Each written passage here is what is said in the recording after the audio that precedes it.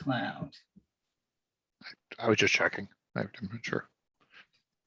Welcome, fellow Toastmasters and guests. My name is Angela Heath, and it is my first time getting the opportunity to welcome you to this meeting of online presenters. Guests, please note that in order to become a member of this club, you must be a current or a former member of Toastmasters International and completed at least 6 speeches from either the traditional or the pathway program. Or you must have substantial presentation experience and are able to demonstrate it in a 2 to 3 minute speech delivered during one of our club meetings. All requests for membership are subject to approval by the members of our club. If you have not already done so, please change your panel to ensure that it shows your name and role, if any. Simply right-click on your photo and select rename in order to do so. We have members and oftentimes guests from many countries throughout the world. Thus, as a professional organization, we do ask, please be aware of your language and word usage. Make sure that we're not being offensive or otherwise insensitive due to cultural differences. Please note that we are recording the meeting, and your recording and audio contribution may be used for club marketing purposes. And with that, please keep your microphone muted when you are not speaking. Join me in welcoming our club president, DTM Lewis Brown. Over to you. Thank you very much, Madam Sergeant at Arms. I see we have a lot of members still coming in. This is wonderful, and welcome to our guests. So happy that you have joined us today. This is our monthly Speak-a-thon event where we normally have 5 to 6 speakers and evaluations accordingly. We usually dispense with table topics. However, I believe we have 3 speakers lined up for today. So we will more or less just have 2 speakers lined up. I get, you're not saying peace sign, right? Lucas, you're saying, okay. So two speakers lined up today. So we will have table topics and pretty much run this as a usual meeting. Before we jump into the meat of our meeting, we do have a couple of items to go through first. We'll have a formal business meeting right after we first hear from our Vice President of Education, who has a couple of items to share with us. Over to you, VPE Andrew Byrne. We have permission for sharing. Okay, let's see.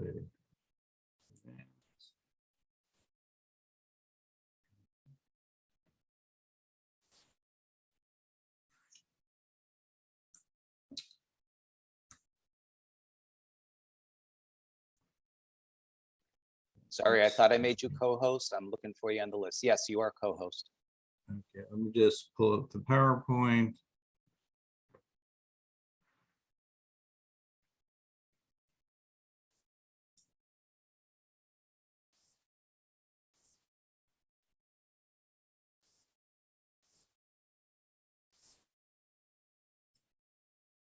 Okay, while I'm getting that up, I'll just share with you these slides verbally while I get those slides up.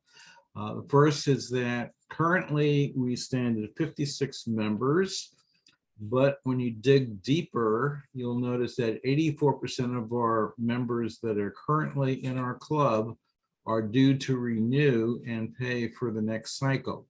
So we have 84% of our 56 members needing to respond to David's message of please pay your dues. So that's the first item of business to let you know about. The second item is to recognize and pay homage to members that have gotten progression along their pathway. And the latest one to receive credit is Antoinette Trim, and she just finished Engaging Humor Level 5. Everybody give a applause to her. And again, if I ever get these slides up, I will share that with you. And then the last thing I wanted to mention, besides the awards and besides the finances, is the issue of our goals, or as it's fondly called by Toastmasters, the DCP, or the Distinguished Club Program. As many of you, since we're an event club, know about that program, you should know that we sit at 3 points. And the biggest deficit or opportunities are that we need 5 new members by the end of September to qualify for the Smedley Award. And we also need to have people working on their new paths, because we have points in 4 and 5 levels, but we don't have any points in levels 1, 2, and 3.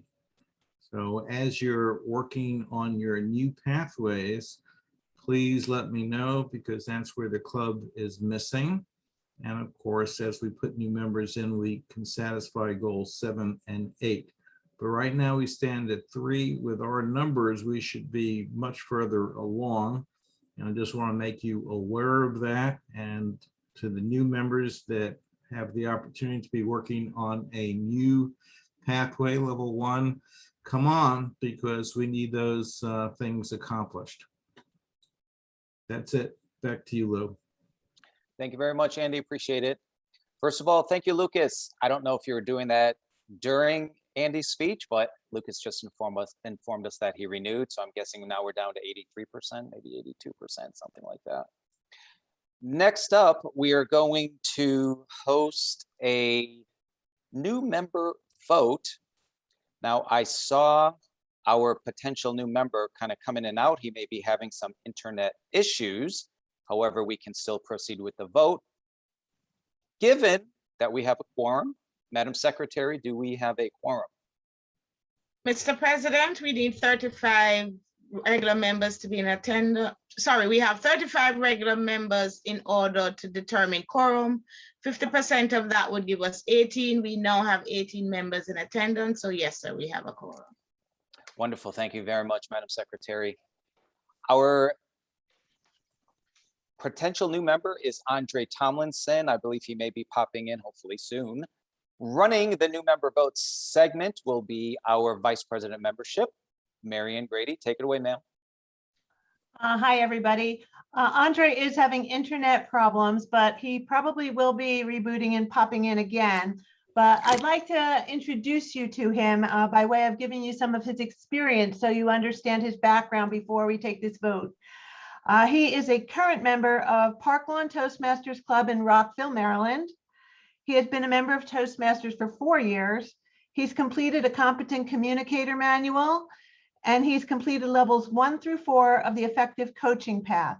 He's competed in and placed in several speech competitions, and he's attended 3 of our meetings as a guest and has provided feedback and has stayed after for our after hours sessions where we're, just chatting it up. So Andre, I believe, is a great candidate for our club. And at this time, I am asking our members to vote whether or not to admit him as a member. So please send your votes to Andre Smolenko, who is our, we're doing it as a poll. So vote yes, vote no, or abstain at this time. Thank you. Thank you, Madam VPM. And I believe, David, correct me if I'm wrong, but co-hosts cannot vote. Is that correct? That's correct. Yeah. Okay. That's one reason we So- might have wanted to use the voting tool, but that's okay. Okay. I think we have a result. I was looks just like. going to say, if any of the co-hosts wanted to send me their vote, feel free. However, looks like it's unanimous. So, Marianne, did you want to wrap it up, or are we? Okay, so we have voted and that we will be admitting Andre, and at a future meeting, we will be conducting his induction. So thank you, everybody. And congratulations to Andre if he's tuned back in. And at this time, I will introduce myself as Toastmaster of the day. So good evening, everyone. I think you all came on here expecting that you would have a speakathon, but guess what? We had a few people drop off the list. So tonight, instead of having 5 speeches, we only have 2. But luckily, my good friend Elaine Nieverding came to the rescue. She called me about a half an hour before the meeting and said, I see we have no speakers. Do you want me to do table topics? And I said, yes.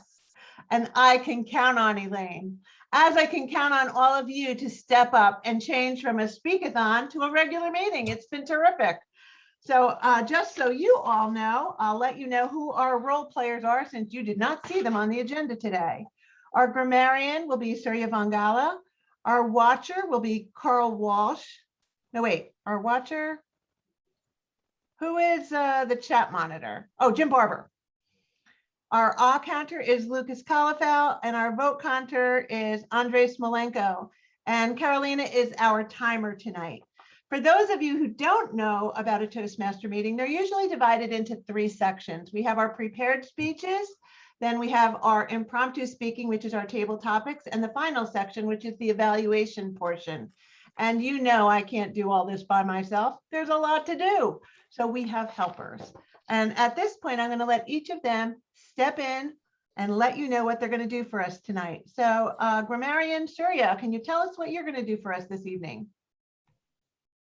Yes, Madam Toastmaster, my duty tonight is to serve the club in the role of a grammarian. I'll be listening to the quotes, the outstanding word usage and sentences by each of the speakers and the evaluators and the presenters and everyone who talks to the club at large. In addition, I will be looking out for some crutch words, and if there are any tendencies to use unusual words that are called as fillers and not needed for communication. Madam Toastmaster. Okay, next I have Carl. Carl, can you tell us what you're going to do tonight as watcher? That's basically it. I'm going to be watching everybody. So don't misbehave in your window there. There you go. See, okay, I got her down now. Okay, Jim Barber, what are you going to do as chat monitor? Madam Toastmaster, this is tough in case anybody wants to take notes. As the chat monitor this evening, I will be monitoring the chat. More specifically, I'm going to be watching the chat as the various messages go by and alerting our esteemed Toastmaster of the evening to anything important that she might need to know about. I don't anticipate that there will be much in that direction, and so consequently, most of my duties will be at the end of the meeting where I'll report to the general membership anything of importance that they might want to go back and catch that was in the chat. And that is the extent of it, Madam Toastmaster. Well, Jim, you didn't let me know that Carl was volunteering to do a 20-minute keynote. I originally wanted to, but there was no room for it, so I did not get it in its final preparation. So it's just going to have to happen another time. Madam No Toastmaster, worries. Carl wants to do a 20-minute keynote. Okay, can I hear from our awe counter, Lucas Kalafel? Hey everyone, as your awe counter, I'm going to listen for the common crutch words and filler words that we use in everyday speech. Words such as well, so, but, you know, and other crutch words that might get picked up along the meeting. Towards the end, I will share my report with all of you and we can see how everyone did. Back to you. All righty, now our first speaker is not here tonight. So Rick, it looks like you're off the hook right now. But if he does show up, we'll just put you on as number 3, okay? So the next speaker we have on our agenda is Ms. Angela Heath.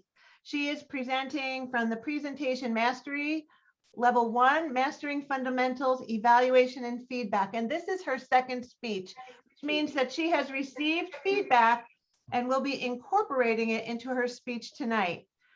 Her title is Thought Leadership versus Influence, and it's her discussion with Millennials.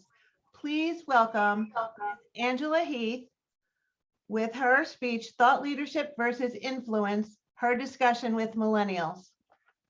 Angela. Thank you, Madam Toastmaster of the Day, fellow Toastmasters and visitor. I had an interesting conversation with a group of millennials not too long ago, and it all came out of this movie that's on Netflix. Have you guys heard of Fake Famous? If you've seen that, just raise your hand. Let me know how many of you have seen that. Oh my goodness, nobody has seen it. In that case, let me show you a quick clip. I advise you to watch it. It is fascinating. Let me make sure I have volume. Actual fame.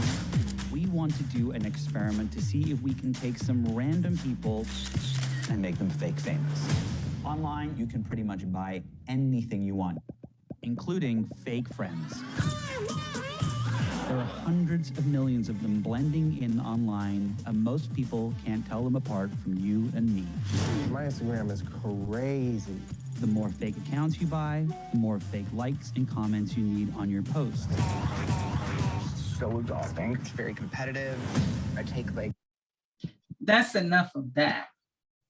So we watched this movie. I watched it with a group of millennials, and afterwards, I heard them use the term thought leader when they were referring to these fake famous influencers that opened the whole conversation about what is a thought leader and what is an influencer. So I'd like to share a little bit of that conversation with you. Now, I was the only person in the room who's not a millennial, so you can imagine how this conversation went. But they were convinced that many of the influencers of their day were thought leaders, and that I was crazy because I didn't know who these people were. So I gave them a lesson, I thought. I told them, listen, a thought leader is someone who expresses ideas and they demonstrate their expertise within their industry. They utilize content marketing and social media, but that's not really the foundation for a thought leader. I went on to explain, on the other hand, an influencer is someone who has the ability to influence usually a potential purchaser. They do this primarily by promoting, and they use social media most of the time. During this conversation, I explained to them there's something called an authority triangle. Everybody wants to be at the top, but you have to build your way up to the top. I explained to this group of millennials that if you are going to truly be a thought leader, that you have to be it at your core. I mean, it's exactly who you are. It's what you studied for years. You've analyzed for quite some time. And out of who you are, you do something. You become a subject matter expert. And you do your job very well. Everyone in your industry agrees that a thought leader does a good job. Out of being and doing, they begin to speak. They begin to write books. They do podcasts and things that bring their conversation forward, the way they think about things in the industry. They've got tactics and strategies that other people hadn't even thought about. They bring those forward and they create a system that's repeatable that leads to thought leadership. And I told them, listen, here's a couple thought leaders that you probably are aware of. I told them about Kevin Foe. He's on the left-hand side of the screen. He is a respected, highly respected physician. And in his industry, people listen to every word that he says. My son and his friend said, never heard of him. I said, Tony Robbins, Tony Robbins is another example of a thought leader. Tony Robbins is like a guru. He helps people unleash the power within. My son and his friend said, never heard of him. I said, surely you know the thought leader, Elon Musk. He's one of the richest men in the world. You've heard of him before. He created SpaceX and the Boring Company. Never heard of him. Yes, you have. You want to buy a Tesla. Oh, yeah. The millionaire who made Tesla, heard of him before. So I said, listen, guys, this is the problem. This is the problem with your thought leaders. Your thought leaders are thought leaders because they say something, but what they have to say is all about, the right keywords, the right advertising. And then when we hire them to do something, they can't really do it because they don't really do much of anything. We can't really learn much for them. And if they try to replicate something, it's a false promise. It's a popularity contest, guys. And they told us, well, we disagree. Here's some of our influencers, many of these people's names I can't even pronounce. Never heard of any of them, but they have millions of followers. And then they informed me that the most important thing about a thought leader is the money. Now, how could I argue with them? Because they're influencers, they're thought leaders, made millions and millions and millions of dollars. I thought I was wise. I thought I was smart, but clearly I have no thought leadership because I don't make millions. So that's the way the conversation went. And at the end, we agreed to disagree. We came to the conclusion that thought leadership and influence are both important. They will keep theirs and I will keep mine. Back to you, Toastmaster of the day.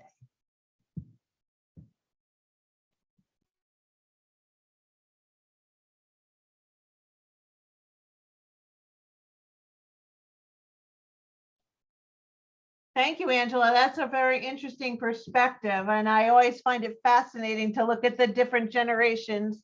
I've done a lot of research there, and there's a big pool to jump into there. Our next speaker of the day is Mr. Graham Cairns. Now, he will be speaking to us from the Dynamic Leadership Level 3 Increasing Knowledge, and he will be delivering a social speech. The social speech he will be delivering is called the Eulogy, Vale, Marj, Cairns. So please welcome Graham as he delivers the Eulogy, Vale, Marj, Cairns. Sacrifice.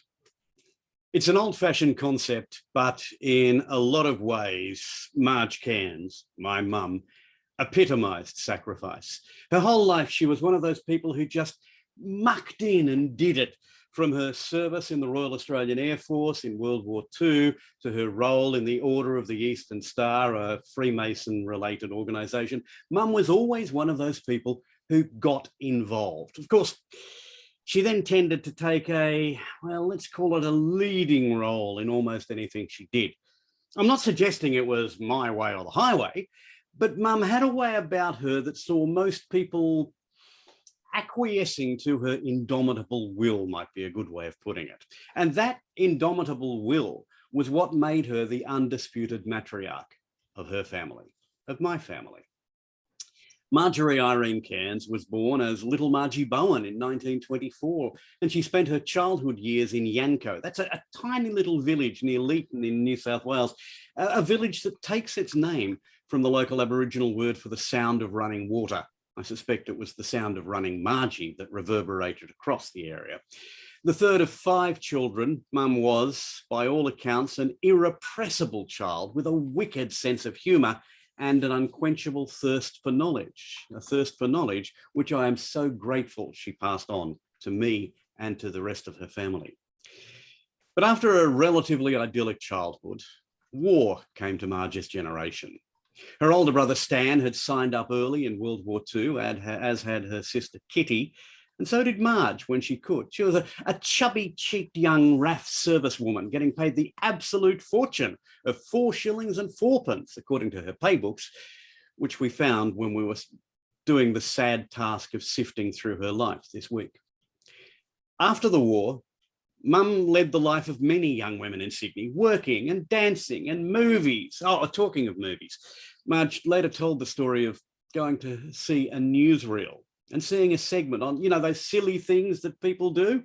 One was a young woman who inadvertently got off a tram on the wrong side and then had to stand stock still while another tram passed. The audience laughed and laughed at this silly young woman's ineptitude. And Mum slinked shamefaced out of the theatre because it was in fact her up on that screen. But I also mentioned dancing, and that was Marj Cairns' great passion during these years. That is, until she came home one night and said she was going out for a second time with a young sailor that she'd met, a man who didn't dance. That man, of course, was Graham Cairns, and many here today were here when we held a similar service for him just 3 short years ago. I know that Mum missed Dad immensely. In fact, just a couple of weeks ago, she was telling my wife Shirley and I about how she often still thought she saw him walking down the street and wanted to berate him for leaving her. So I guess, sad as today is, we can take comfort in the fact that soon their remains will be side by side again at the memorial wall outside. But as I say, Mum was always one to volunteer and in many cases, take charge. Over the years, we saw her get involved in P&C associations and school clubs and dancing schools and RSL auxiliaries. Now, she wasn't always the most serious of volunteers. I can remember the year that the local soccer club's women's auxiliary was challenged to a match by the Next Suburbs women's group. Now, the opposition came out ready to play soccer. I'm not sure what Mum's team were playing, but it wasn't soccer as we know it. Mum's role, for example, was to rush around like a cigarette girl from the 1950s with a tray full of tissues in case any of the opposition were upset by the amazing prowess of the South Sydney Harcoa women's auxiliary team, who I might tell you lost. Not that there was ever any doubt about that. But Mum's real volunteering phase came later in life, after she'd given up full-time work. She once said she'd never worked as hard as she had when she was retired because the volunteer work became all-consuming.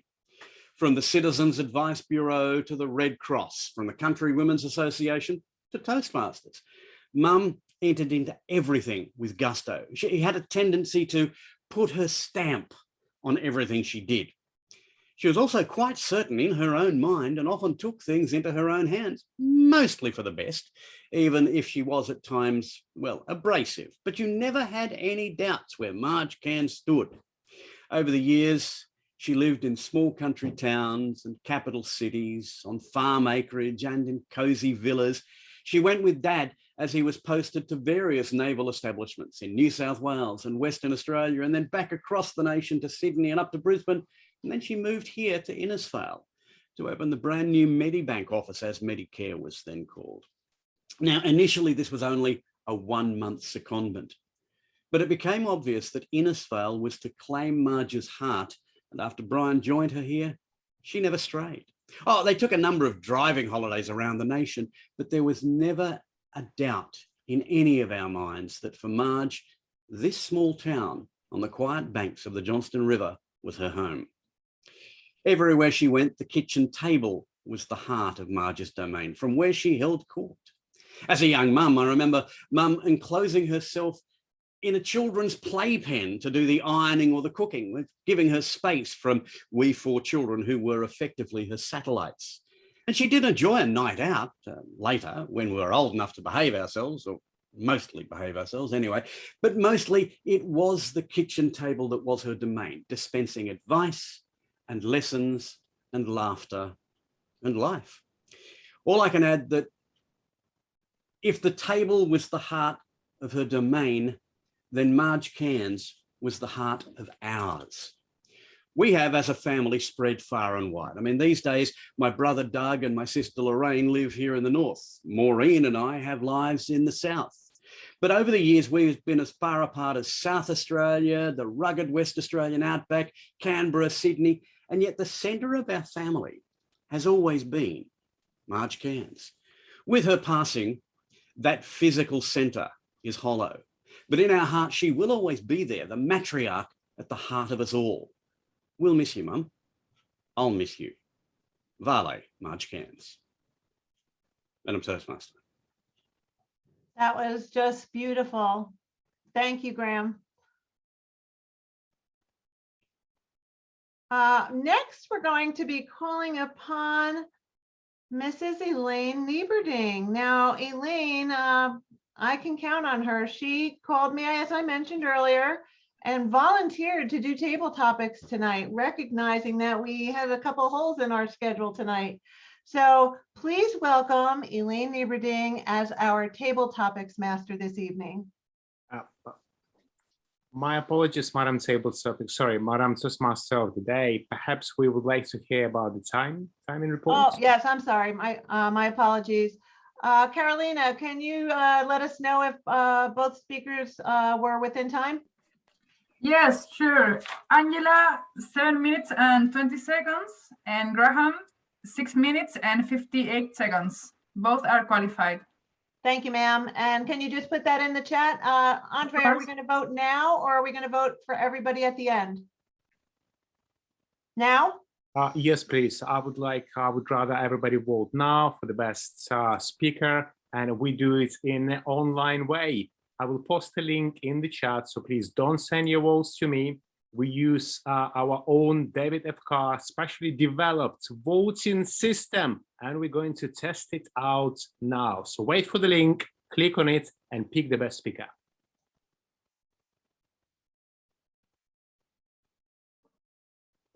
Okay, so keep your eyes open for that link. And in the meantime, please welcome Elaine Nieverding. Well, I was hoping I was going to get to vote, but I guess I'll catch up. So here we are in this month of September.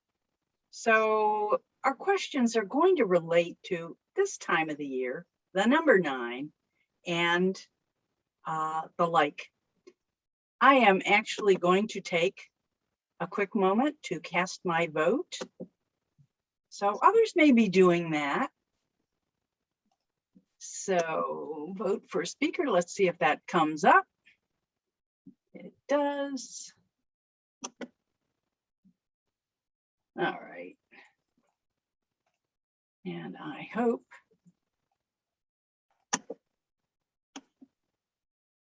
okay, back to where I was. Let's see.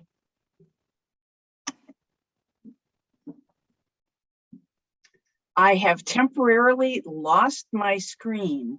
So give me a moment while I get back to my screen. Let's see if the back button will just help me do it. No. Let's see. Ah, thank you for your patience. Oh, my friendly online presenters and guests. The first question is, September is often seen as a return to school season. How do you personally relate to the return to school now? I asked this question of Donna Knight. September is often seen as the return to school season. How do you personally relate to that right now?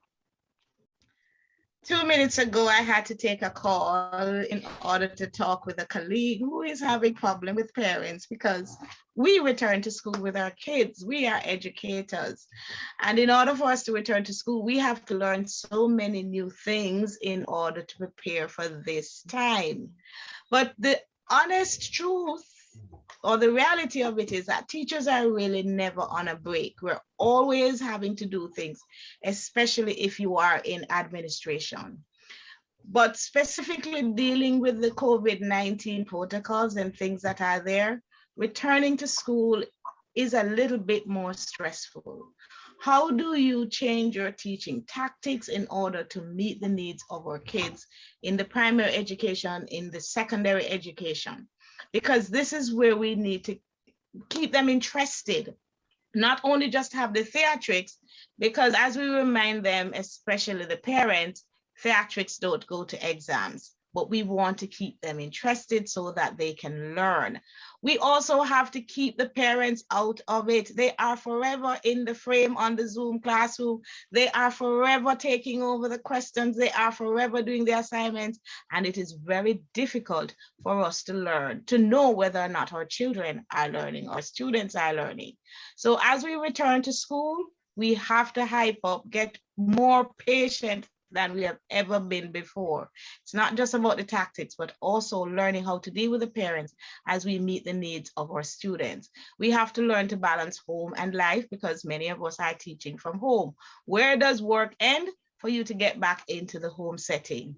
But guess what? It is something else we're learning. If it isn't COVID-19 and going back to school, we're always learning something new. So the question is, how do we overcome the challenges? One day at a time. Madam Table Topics Master. Thank you, Donna Knight. Now I'm inviting everyone here to perk up their ears to listen for this quote. I apologize that I don't have it up in back of me for you to see, but listen well. And then the sun took a step back. The leaves lulled themselves to sleep, and autumn was awakened. The sun took a step back, the leaves lulled themselves to sleep, and autumn was awakened. Marty Sandler, did you hear the quote about the sun taking a step back and the leaves lulling themselves to sleep? Give me a reflection about this change of seasons. Well, I will tell you, Madam Topics Master, I live in a place where there isn't much in the way of a change of season. I grew up in New York City, and I went from winters to springs, to summers, to falls, back to winter. But where I live now in South Florida, I have wonderfully little in the way of cold weather. I absolutely hate cold weather. I love where I live now. And as for the change of season, well, I can tell the change of season by the colors of the license plates on the cars, because they change a lot as people who come here for the winter or the summer or whenever, just on vacation. So that's how I see the change. Other than that, I love it warm, and it is warm here almost all the time, and I'm happy. Back to you, Madam Topics Master. Marty Sandler, what a brilliant idea about the change of seasons and the change of colors of license plates. You tickle me so much, Marty. We're glad you're with us this evening. Here's the next question. Everybody listen. Tell about a time when in your youth, you either loathed or were eager for the return to school. Guest, Irvin Young, can you take this question? Tell about a time when in your youth you either loathed or were so eager for the return to school. Thank you, Madam Toastmaster, Madam Table Topics Master. So over 10 years ago, it was the first time I experienced autumn. I grew up in a country where there were only two seasons, rainy season and dry season. But over 10 years ago, finally I completed high school, and that was the breakthrough moment or the life-changing moment of my life. Because finally, I can leave my overprotective family, go to another country to pursue my further education, which is up north, 1,000 miles away from my home, a country where there are 4 seasons, autumn, winter, spring, and summer. And it was the first time I understand, oh, this is how different things would look like in autumn. And that was also the very moment that I could remember that I was so eager to start school, so eager to experience classes in a totally different culture from the place where I grew up. Time flies. It was 15, I guess it's almost 15 years ago. And now I have left school for almost 10 years.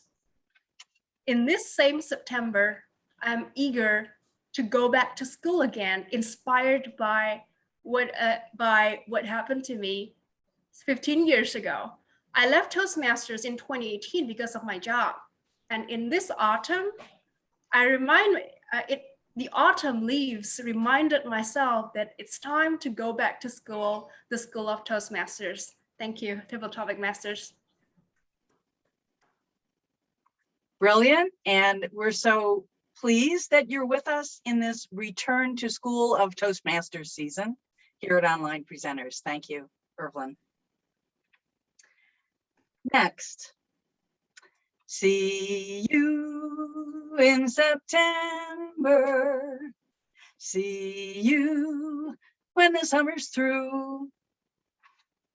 Okay, seeing you. When you look in the mirror, looking at you, what is the most helpful thing? What's the most helpful self-talk that you could be giving to yourself right now this September? Lou Brown, this one's for you. Thank you, Madam Topics Master. That's an interesting question. I think when I look in the mirror, I actually normally don't take part in self-talk there because I'm too busy shaving my head, which has become a kind of a regular, almost everyday thing. It's weird. I guess it's just like many things. The more you do it, the more it's needed. So I'm like, man, I used to shave it maybe once a month, and it became once a week, and now it's practically daily. Oh my God, I'm already getting fuzz up there. However, with that said, one of the things I have adopted over, it took a while, but over time, that has become positive self-talk in that way is my acceptance of my lack of hair.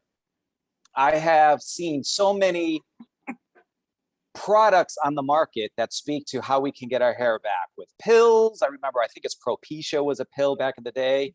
We had the toupees, which AKA are rugs. I've seen something on TikTok recently where a barber just glued this thing on someone's head, which like a total mop of hair, and the barber cut it and shaped it into a wonderful, actually it was a very wonderful looking head of hair on the person. I came very close to saying, maybe I should check that out.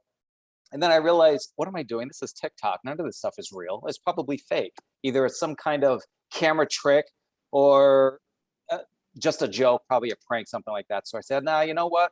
I don't need the hair. I don't have to worry about buying shampoo. I don't have to worry about buying conditioner. I got rid of all my combs, my brushes. And back in the day, in the 70s, when men had feathered hair and long hair and all that, I actually had to use a hair dryer. Now, no more. And I'm loving it. So no more hair for me. I'm not gonna, even if some new thing came on the market that said, all you got to do is maybe put some little ointment on your head and grip. I am through with that. I am very happy with where I'm at with no hair. Back to you, Topics Master. Hair today, gone tomorrow, by intention. Thank you. That was most appealing, Lou Brown. Okay.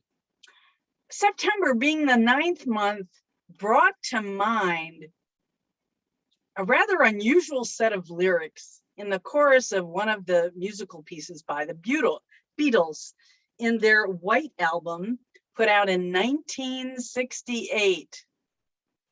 Number 9, number 9, number 9, number 9. It actually was from Revolution 9, a recorded composition from this White Album. And Lennon said he was trying to paint a picture of a revolution using sound. And married to Yoko Ono, her works, her avant-garde style influenced this. This is a question for Rick Durling. Rick Durling, what kind of revolution with something creative could the world use right now?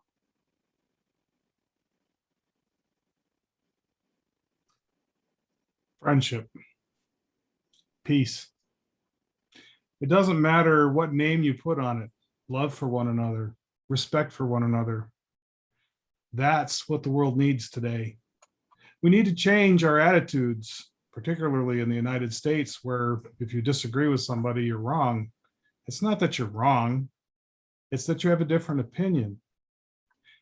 Let's get back to accepting one another for who we are, rather than judging one another for things that you don't even understand. To judge someone, to me, is just wrong. You're judging someone not knowing where they've been, where they've walked, or how they have spent their entire life. To judge someone just doesn't cut it for me. So let's get back to a revolution where we all respect one another, love one another, and accept one another for what we are. We are all one people, regardless of where we're at. That's a message that needs to be sung from everybody's voice all across the world. Back to you. That was beautiful, Rick Durling. Revolution actually has the letters of the word love in it. How appropriate. Thank you. So back to this idea of 9. When you were 9, you were kind of in the middle, toward the end of childhood per se, before the changes of, say, middle school or teen years. Dr. Tosha, when you think back to those years, about being about that age, about 9, what comes to mind that might help and bless your new parenting? 9 years old is an age that I'll never forget. It was the year that my parents decided that they were going to grow up and move out of my grandmother's home and buy their own home. And so the only loving person that I had in my life, the only encouraging person that I had in my life growing up was my grandmother. My parents were there, but they worked a lot. So it was very hard to get an encouraging word from them. But my grandmother, who gave me my name and gave me my identity, is the person who always had an encouraging word for me. So at 9 years old, being taken from that loving and nurturing environment and moved into this new environment where I was going to have to make new friends. And now I have to get to know my parents and try to find a way to get an encouraging word from them when I needed it. That time frame in my life was life-changing. It was a time of turmoil. I didn't know, internal turmoil. I didn't know how I was going to deal with all of that. And I didn't know how often I would get to see my grandmother. So that time frame taught me the lesson on change and how to adapt to change. So if I tell my little boy now, who's 5 months old, and I'm adapting to change, that time at 9 years old, I learned how to adapt to change. And now the mom that I can be, that I am to him, at 5 months old, the lesson that I learned at 9 is what I'm still applying today. So what I would say to him is it's important to learn at a young age how to adapt to change, because if you learn it young, it will carry you and be a blessing to you throughout the rest of your life. So even though you have a situation where you don't understand what's going on, you don't know how you're going to be able to adapt to it, learn early on, son, how to adapt to change and how to accept change. The quicker you accept it, the quicker you'll be able to move on from it and be able to start a new life. Madam Topics Master. Thank you. Toastmaster of the day, Mary Ann. Should this conclude table topics, or do we have time for one more? Time for one more. Thank you.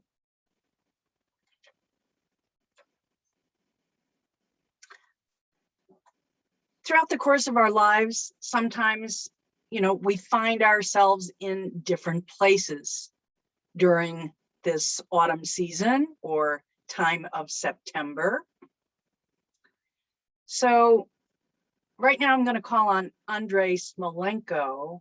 Andre, compare, since I know that you have lived in different countries in your lifetime, share a reflection on comparing this time of year from one location that you've lived in to another. Madam Table Topics Master, fellow members, most welcome guest. I think it's very appropriate question to me, since as Madam Table Topics Master mentioned, I indeed lived in a number of countries. More appropriately is the question to me because I'm a vote counter. And guess who's got potential to win Table Topics contest? Well, you can answer that question yourself. Overall, getting back to the actual question, currently, and for the last 15 years, I've been living in Manchester, UK, and no change here. Raining, raining, raining. You can always bet on rain, and most likely it will happen. When I was 9, with my parents, we moved from the Ukraine to up north of Russia, very close to Norway and Finland. This time, up there is cold, about -15 Celsius. You could bet on cold and snow, and that would happen. I was lucky. I managed to live a few years of my life in Italy. And guess what? The same time in Italy, you could bet on the beautiful hot weather, or bella weather, as they call it. And anywhere you go, anywhere, you could always bet on certain things. Life is quite predictable. It's not a revolution. It's just paying attention. Whether I'm 9, whether I'm 42 or 30 when I was, trying to pay close attention to where I live. That perhaps will bring me a winning vote today in Table Topics. Back to you, Madam Table Topics Master.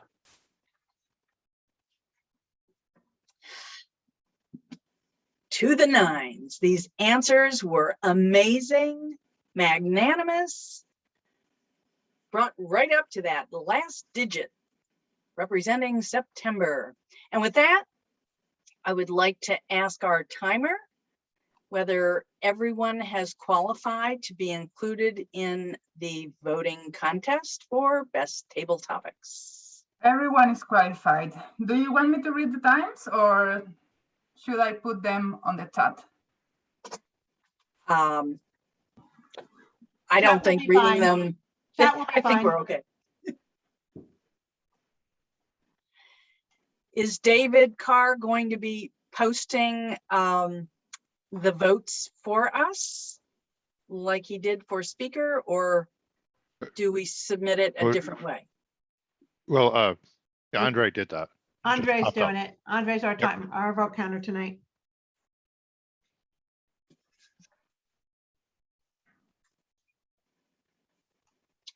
Okay, so send your vote for best table topics to Andre Smolenko. We had Irvlin Young. We had Rick Durling. We had Dr. Tosha. They're all listed. If you click the Marty. link. They're listed. Okay. Go ahead and vote.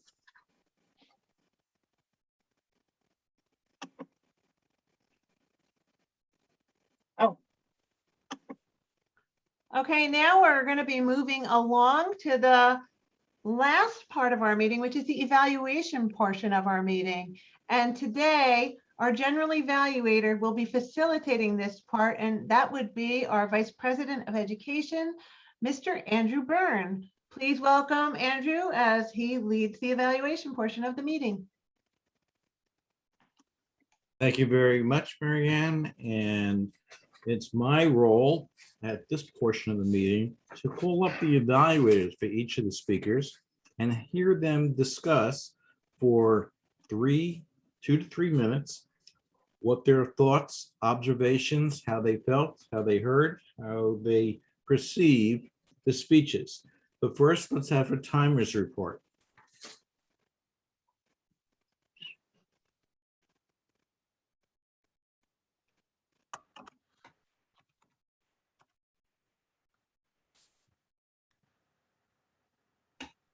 I think Caroline's put all the timings in the chat.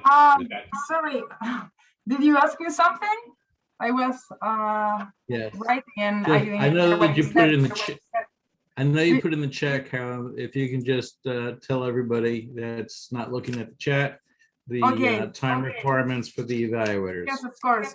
Donna, 1 minute and 58 seconds. Marty, 1 minute and 8 seconds. No, for the evaluations, the portion that we're about to go into. Okay. The evaluators have between 2 and 3 minutes. Okay, very good. And did Christian ever show up? Okay. So we dropped down by 1. Let's first hear the evaluation for Angela, and that's by David Carr. Go ahead, David. So Angela was giving this speech tonight from a hotel room, where she's having to improvise. She doesn't have the maybe as fancy a setup as she might sometimes. And she told me she actually hadn't had really much time to work on this speech. So this is her second run through of this particular speech, given it once before, gotten feedback, tried to come back with a new and improved version. And we know that this was a new and improved version because Graham said so in the chat. And Graham's a very smart guy. He said it was a much better version of the presentation, smoother and better organized. And so that means that Angela probably rewrote this a little bit, but she did it in her head as opposed to mocking it up and scripting it out. And that's good. And I think I agree. And I also found that I was more engaged than the last time she gave this presentation, that I think she was having fun with it. That's why it came across smooth. She was having fun, and that helped us have fun with this. She starts off with playing a little bit of this documentary Fake Famous, where the presumption is that anybody can be made into an influencer. They can be manufactured and stamped out.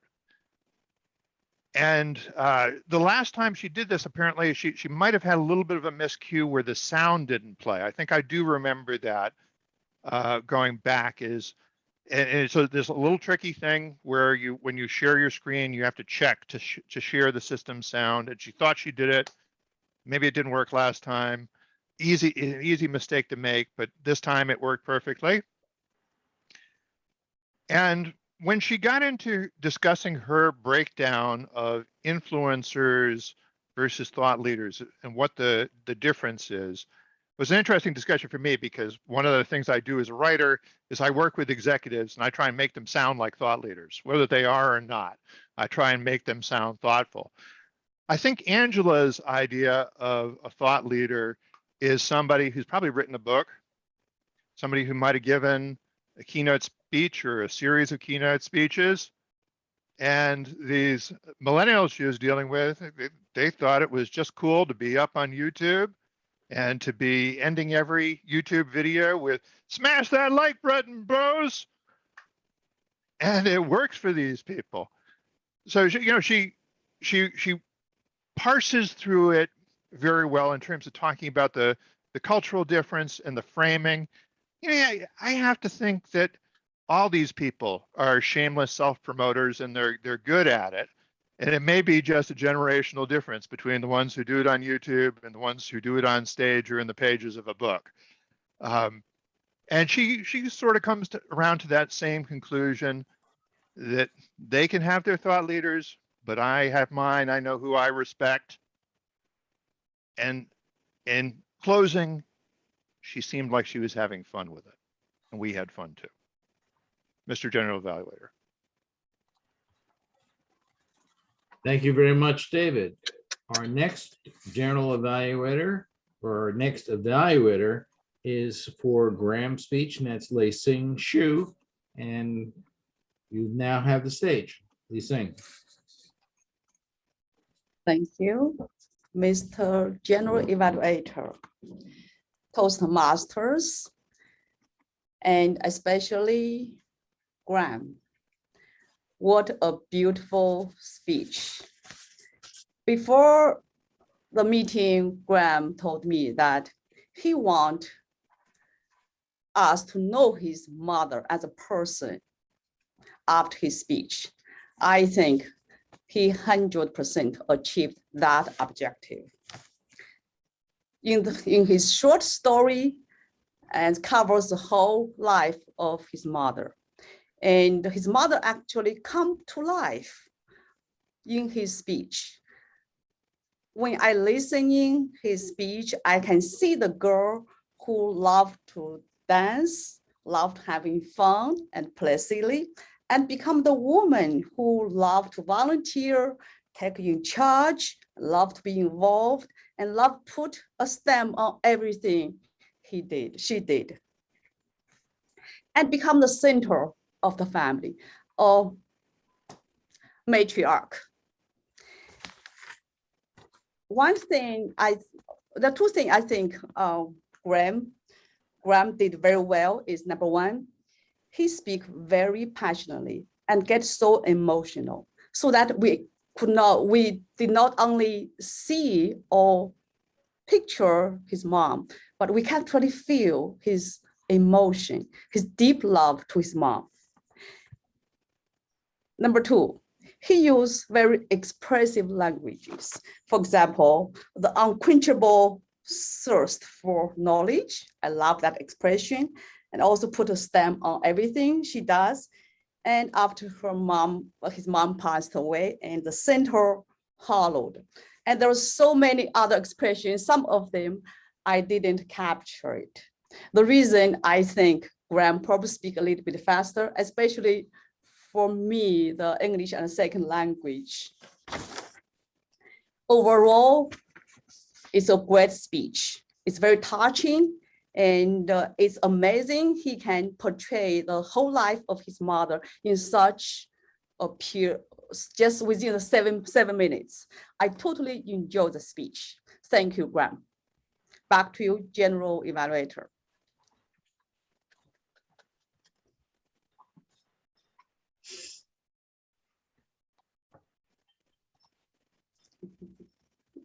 Oh my God. Andy, you're on We mute. can't hear you, Andy.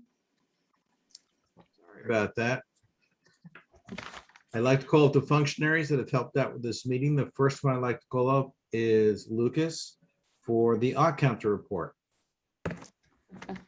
Oh, Lord. Okay, here we go. What we can see here, let me go up from the top, all of the crutch words that everyone said throughout the meeting for all the speaking roles. You can see the crutch words from D through N and all the names from all the way in column B. Our total was 52. And our most popular crutch word was with 65%. Back to you. Thank you very much. Can I have a timers report for our evaluators? Yes, of course. David, 3 minutes, 20 seconds, and Lisen, 2 minutes and 30 seconds. Both are qualified. Back to you, Andrew. Okay. Can I have a report from the watcher? Thank you, Andrew. There were so many names to work with this evening. I'm going to do a group session here. And I just want you to go into gallery view and just look at all the windows. Now, I've been gone from the club for about 3 weeks, and what I'm surprised to find is how shy everybody is becoming. First of all, we have a lot of people who are way down in the screen like that.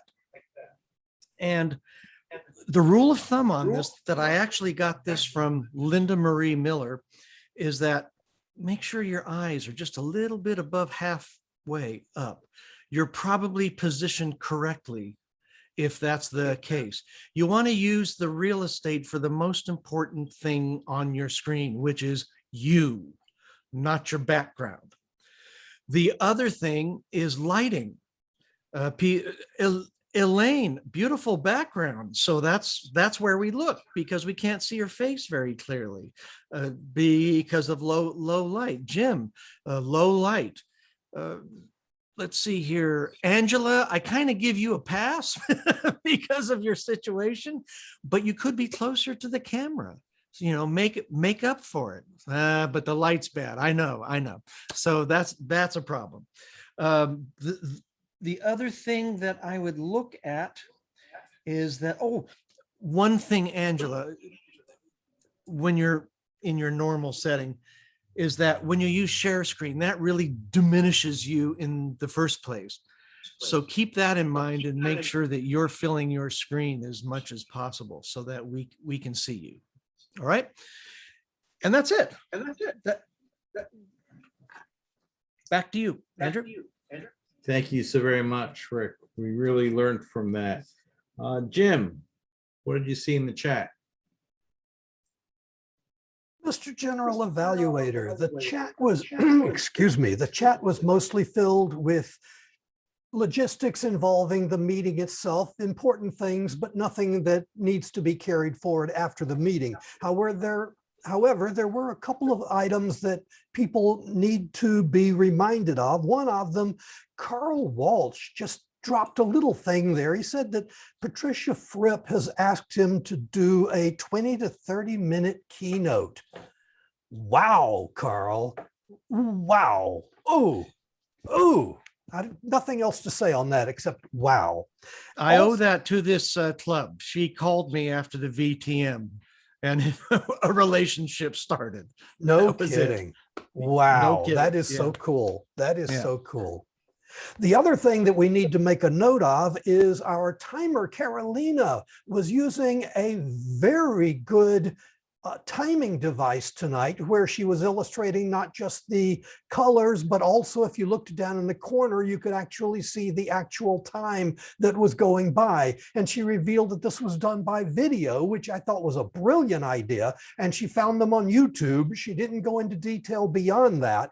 But if you have any other information, because this is something I would like to try, if you have any other information, you can still put that in the chat. And even though I won't be reporting on it, I urge all of our members to remember that you can save the chat if you'll simply go to Save Chat, go down to Reveal the Chat, click on the 3 dots, save the chat, and you can refer back to it at any time. It was a great evening. Back to you, Mr. GE. May I offer that, Carolina, if you'd like to do a blog about it, and a little how-to tutorial, open invitation. Share the video on YouTube because I found it. Okay, we have, let's see, any other functionaries that we didn't call on? We have the watcher, we have the chat monitor. Yes, go ahead, Grammarian. Go ahead. Thank you, Mr. General Evaluator. Tonight, it was a treat for our ears. Especially the notable items were, of course, Elaine Nieverding leading us through table topics. And the next notable thing that was a treat for my ears and for all of us was Graham's tribute to his mom, Marj. Having said that, there were many, many jewels that we were treated to tonight. There was Fascinating by Toastmaster of the Day, Guru and Fake Famous that I heard from Angela Heath. Then Indomitable Will, Undisputed Matriarch, Irrepressible Child, Thirst for Knowledge, all of which described and brought to life Marj. That was spectacular for me. Heart of Her Domain and Heart of Our Household. And then, of course, we heard about returning to school is stressful and theatrics don't go to exams. That was a nice turn of phrase. We also heard about the wonderful quotes from Elaine. I'm not going to read them out because of the time constraints, but it brought back many, many memories, including the Beatles and the fond memories of September and all the associations to the number 9. Thank you, Elaine. Moving forward, we heard about revolution containing the word.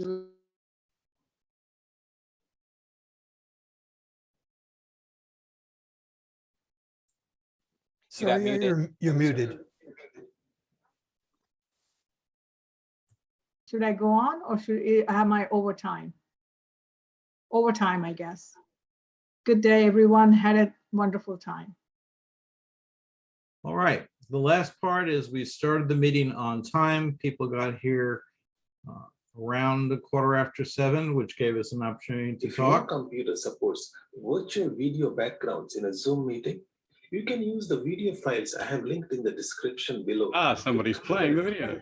Role as a timer in a Toastmaster meeting. Yes, someone is learning right now, It's me. but it's not me. Oh,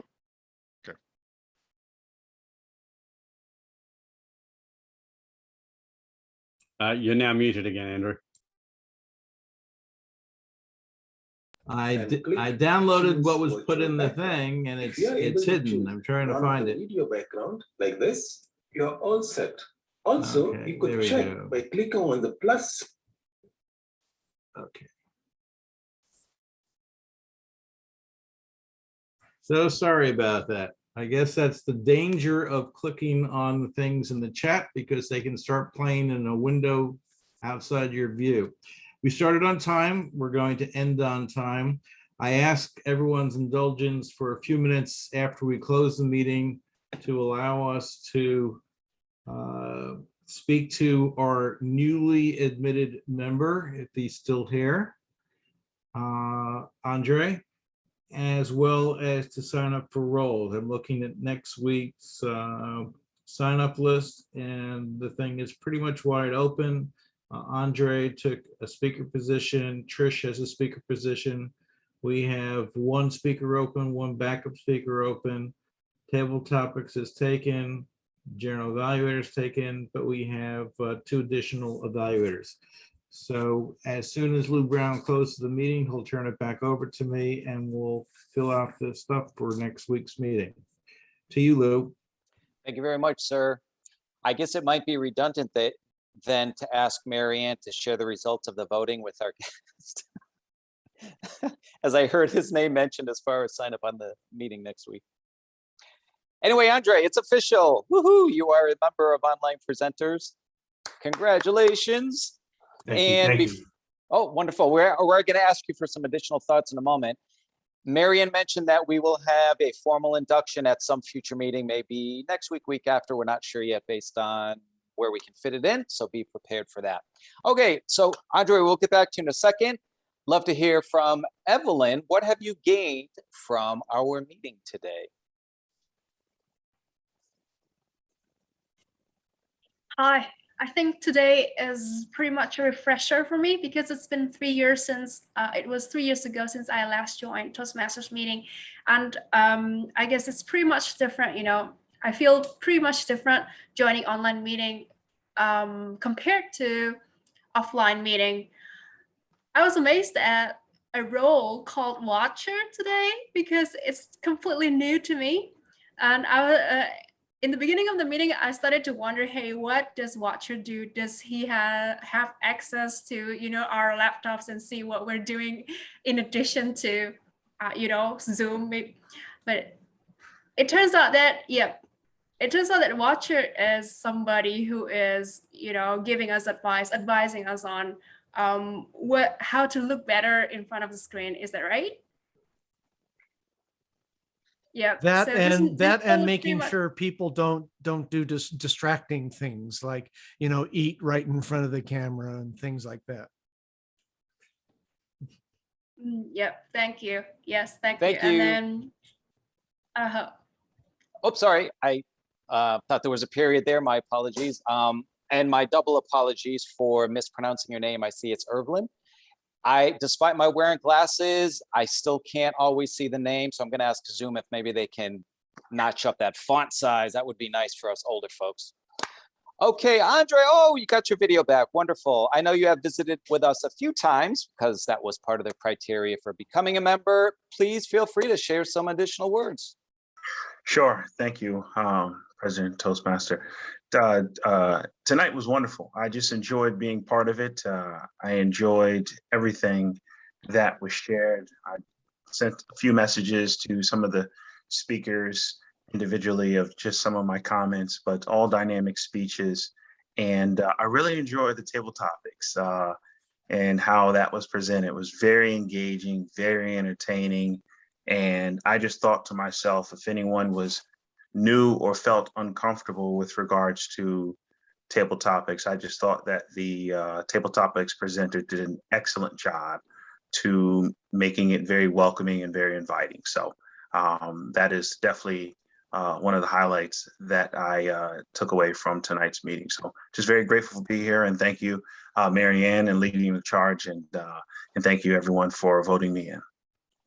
Wonderful. Thank you very much. And again, congratulations. And yes, I agree. Elaine ran a wonderful table topic segment. It was very nice. So glad you came back to see us. I know you had been away a little bit there, so nice to see you. Real quick before I close the meeting, we do have a business meeting coming up within the next few weeks where we are going to share the budget. And I just wanted to give you a highlight of something that will be important in that budget, as we will be sharing with you some things that we will be doing to give back to you, the members. You pay club dues, not just international dues. And you may sometimes wonder, well, what does that go for? It just doesn't go for Zoom and some of the other things we have from a logistics standpoint. It does go for other things as well. And we're going to share with you some of those unique things that we plan to do over the coming year. I'm going to officially close the meeting. However, please stick around as Andy would like to fill some remaining roles. And we also consider this kind of our after hours party segment. So please stick Voting around. results, please. Voting results. Thank you, Andre. Appreciate that. Winners of the contest. Who is? Oh, that's you, Andre. Sorry. No, not really. Well, I thought perhaps Marianne Grady, Toastmaster of the Day, could announce the winners.